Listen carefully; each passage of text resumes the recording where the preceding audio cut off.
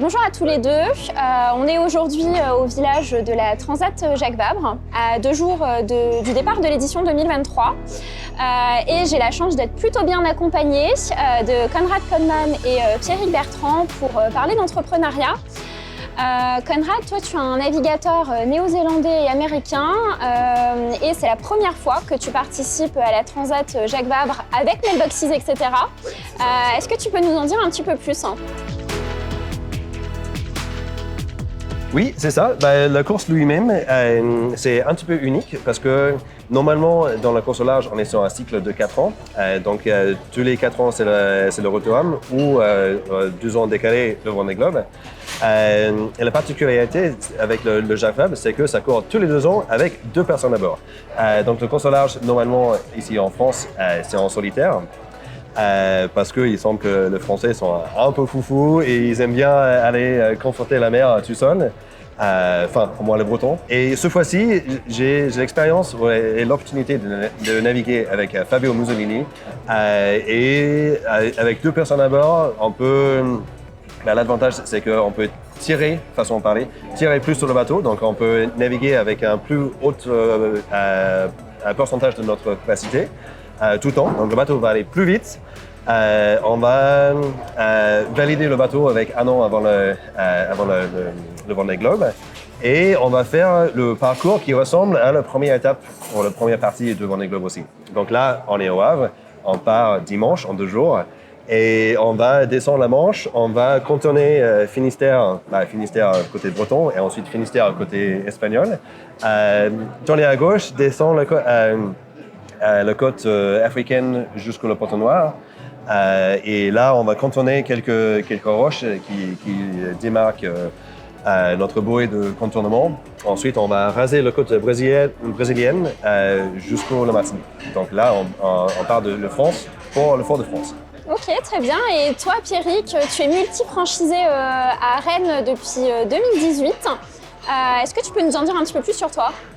Effectivement, donc moi je suis Pierrick Bertrand, j'ai 42 ans, je suis propriétaire de MBE Rennes depuis 2018. J'ai racheté la concession Bretagne Pays de la Loire pour le développement de la franchise MBE il y a à peu près 2 ans et demi.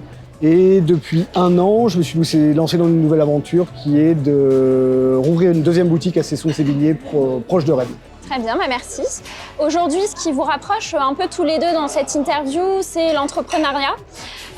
Est-ce que vous pouvez me dire l'un et l'autre ce qui vous a poussé à passer le cap, à devenir entrepreneur ? Alors, l'entrepreneuriat pour moi, c'est l'aventure. J'avais besoin de liberté. J'avais besoin de m'exprimer, je me sentais pas à l'aise dans ce que je faisais auparavant. C'est-à-dire que je me sentais bridé, frustré, je sais pas trop comment dire. Donc entreprendre, c'est prendre ses responsabilités, c'est prendre des décisions, c'est les assumer, c'est aller vite mais avoir une vision à long terme. Et du coup, c'est vraiment ce qui m'a poussé à franchir le cap. La franchise m'a permis de franchir le cap avec l'accompagnement que ça apporte de me lancer. Mais voilà, l'esprit de liberté et d'aventure, je crois que c'est ça l'entreprise aujourd'hui. Et entreprendre, c'est dans les gènes. Je pense que la liberté et l'aventure, c'est quelque chose exactement, je vais rebondir là-dessus. C'est parce que la liberté, c'est pas, et surtout l'aventure, c'est pas que sur les vagues. C'est bien sûr dans les bureaux aussi. Moi, je presque tout le temps travaillé pour moi-même.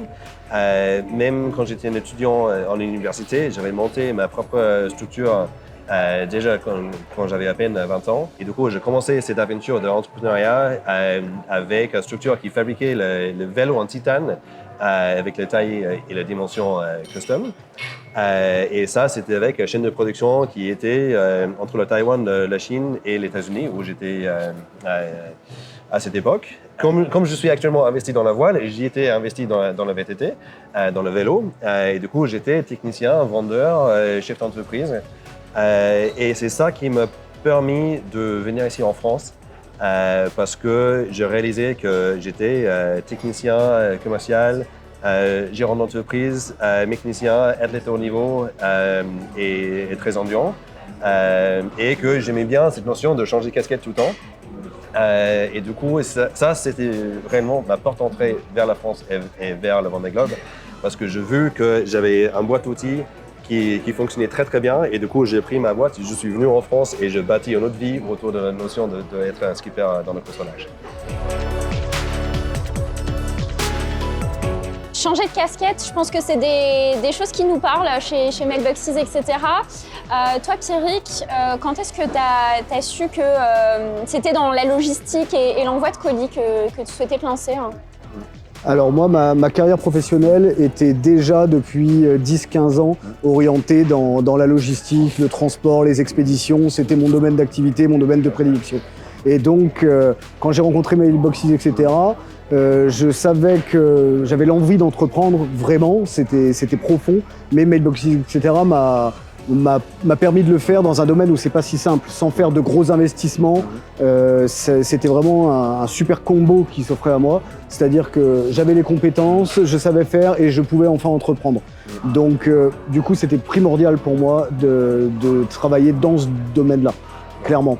Après effectivement j'avais plutôt un profil commercial, ce qui m'est très utile aujourd'hui, mais dans l'entreprise maintenant, en tant qu'entrepreneur dans ce domaine, n'importe quel entrepreneur, on doit compter, décider, organiser, on est multitâche en permanence, on apprend à jongler, clairement c'est ça.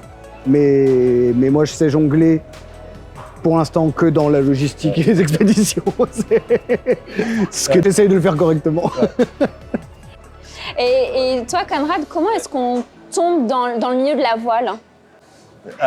C'était surtout pas par accident. Je m'en souviens bien quand j'avais vendu mon entreprise aux US. J'ai vendu ma voiture, j'ai vendu tout ce que j'avais jusqu'au point que j'avais qu'un sac à dos avec toute ma vie dedans. J'ai pris l'avion et je suis venu ici pour vraiment commencer avec une nouvelle vie. J'avais étudié le japonais à l'école qui me servait peu, bizarrement, en France. Je me suis perdu dans le métro, j'étais totalement incapable quand je suis venu ici, donc j'étais comme un nouveau-né. Mais en fait, ça c'était en 2007 et j'avais mes yeux riftés sur un plan sur 10 ans. Donc j'avais déjà l'idée de faire le Vendée Globe 2016 ou 2017. Et donc c'est pas par hasard. Et donc j'ai étudié le parcours que plusieurs autres navigateurs ont fait, qui m'a inspiré. Et j'ai décidé de commencer avec le tout petit niveau. Donc j'ai commencé avec un bateau qui était large comme ces tapis, long comme ces tapis que j'ai utilisé pour traverser l'océan l'Atlantique vers le Brésil en 2009. Et du coup, petit à petit, je montais en grade, je montais en compétences, je montais en crédibilité face à face des partenaires. Donc j'étais capable de porter le projet. Et du coup, j'ai commencé avec un tout petit transat. Ensuite, j'ai fait un transat l'année d'après avec un bateau plus grand. J'ai pu garder ces partenaires pour l'investir dans un projet Tour du Monde avec les étapes. Et ensuite, ça s'est transformé avec un autre Tour du Monde sans étapes, à deux sur un plus grand bateau qui est devenu le Vendée Globe quelques années d'après. Donc, j'avais la chance de envoyer des centaines de milliers de milles au large et de vraiment créer une échelle où je montais vers la but finale. Et ça, c'est parce que pour 10 ans, je me suis réveillé tous les jours en disant qu'est-ce que je peux faire aujourd'hui qui va me ramener vers ma but finale. Et du coup, ça, c'était mon rituel tout le matin. C'était qu'est-ce que je peux faire aujourd'hui et du coup, finalement, ça marchait. Et vous diriez que l'entrepreneuriat, pour vous, c'est plutôt un long fleuve tranquille ou plutôt une mer agitée? Plutôt une mer agitée. On ne va pas dire mer parce qu'on peut dire que la mer, sauf bien sûr les courants qui courent autour de la péninsule de Bretagne, mais la mer est agitée mais ça ne bouge pas. Et du coup, je préfère de choisir la troisième option qui est, c'est un courant, c'est une rivière qui court vite, qui a les vagues, qui a surtout quelques zigzags, mais surtout ça va vers le but. Donc, c'est ça la métaphore. Ouais. Et toi, Pierrick? Bien sûr, je dirais qu'en tant que chef d'entreprise, en tant qu'entrepreneur, on est plus souvent dans une mer agitée que dans un long fleuve tranquille. Après, c'est là tout la difficulté ou le challenge qu'on a à réaliser, c'est qu'on travaille en équipe tout le temps. Enfin, pour ma part, je travaille jamais seul. Et on traverse la mer agitée et nos équipes doivent avoir l'impression qu'ils sont en train de traverser un long fleuve tranquille. C'est comme ça que je définirais les choses. Parce que nous, on connaît le but, Nous, eux on le prend les connaissent aussi. vagues pour Voilà. que ça soit plus calme pour les autres. Et eux, C'est ça. ils doivent travailler dans le calme pour qu'on arrive tous ensemble au but. Tout à fait. Et nous, le côté agité, on s'en occupe. Ouais. Là, on parle chacun de vos parcours respectifs, mais on n'arrive pas là tout seul. Conrad, est-ce que tu peux nous partager un moment fort, un moment d'équipe où vraiment ça t'a permis d'atteindre tes objectifs? Oui, déjà, je veux enlever cette notion que le solitaire, c'est quelque chose qu'on fait en solo. Parce que oui, effectivement, une fois qu'on largue les amarres, avec l'exception de Transat Jacques Vabre, je suis tout seul en mer. Mais le bateau est grand, c'est tellement grand que je suis incapable de faire les choses tout seul, surtout si ça part en galère. Et du coup, je peux que fonctionner efficacement en solo si l'équipe avec moi a bien travaillé en amont. Et en termes de l'anecdote, il est nombreuses. Cette année, on a beaucoup travaillé sur le bateau pour faire un refit complet où on a c'est incroyable. Je suis déjà essoufflé juste en pensant. Mais, on a démonté le bateau dans sa totalité et le remonté pour que ça soit fiable et performant pour tous les courses qui suivent. Et on a passé tellement de moments où on était en sueur dans nos combis en papier.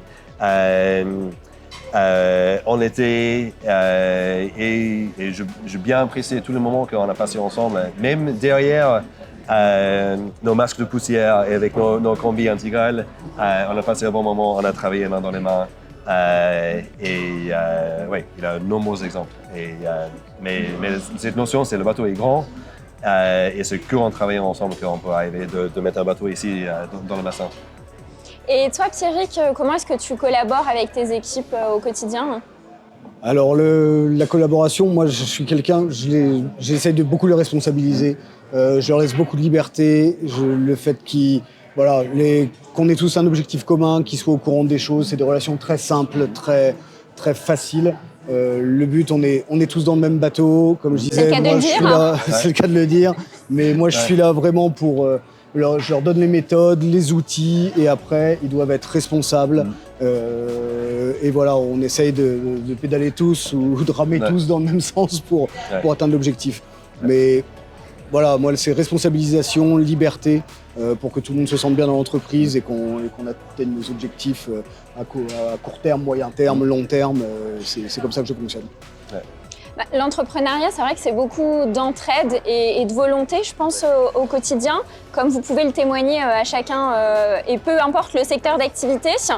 Et je pense, comme peuvent le témoigner tout le reste du réseau Mailboxes, etc. D'ailleurs, aujourd'hui, le réseau, on a quasiment 100 centres en France, dont 11 dans le Grand Ouest. Et on a encore plein de possibilités partout en France. Si vous aviez un conseil à donner à un futur entrepreneur, qu'est-ce que vous lui diriez ? De mon côté, je voulais dire que oui, c'est possible. Avec l'exemple de mon propre parcours, que je suis venu ici avec zéro réseau, zéro entraide initialement. Et du coup, je trouvais mon réseau, je trouvais mes compétences, je bâtis mes compétences. Et ensuite, maintenant, je suis extrêmement bien entouré et on ne fait pas les choses tout seul. Donc oui, j'aurais pu très bien rester où j'étais avec un parcours plus ou moins conventionnel qui était devant moi, en disant que cette rêve, c'est inimaginable ou irréalisable. Mais je suis très fier d'avoir montré que c'est possible de se déraciner totalement et prendre nos boîtes à outils et le mettre quelque part ailleurs. Et quand j'entends les récits des expériences avec ceux qui ont démarré avec Mailboxes, etc. Pour moi, il semble que ça c'est d'autant plus réalisable avec beaucoup de courage, beaucoup de patience et la capacité à travailler en équipe. Ouais. Complètement dans le sens de Conrad, c'est-à-dire que moi je leur dirais d'oser, absolument oser. On n'est pas tous capables de partir de rien pour aller créer complètement de l'autre côté de l'Atlantique. Mais si vous avez envie d'entreprendre, osez. Les planètes seront jamais alignées à 100%, donc il faut y aller. Et après, on va collaborer en équipe, vous trouverez les ressources, moi c'est mon avis, c'est qu'on arrive à les aligner ces planètes. Il faut faire le premier pas, il faut se lancer et après avec de la motivation, du travail, de l'esprit d'équipe, du soutien, on arrive à aligner les planètes et avoir de la réussite. Et pour ça, la franchise est un excellent tremplin parce qu'il suffit d'oser et on a déjà une équipe derrière nous prête à avancer, prête à fournir le travail et à nous aider. Donc osez y aller, il ne faut plus attendre. Merci à tous les deux pour votre partage d'expérience. Vous avez chacun un parcours assez différent, mais qui se rejoint, je pense, quand même sur pas mal de points. Et je pense qu'il me reste qu'une chose à dire. Go, go, go, Crazy Kiwi! Exactement. Go Conrad. Ouais. Merci bien. Merci à toi. Génial. Plaisir. Top.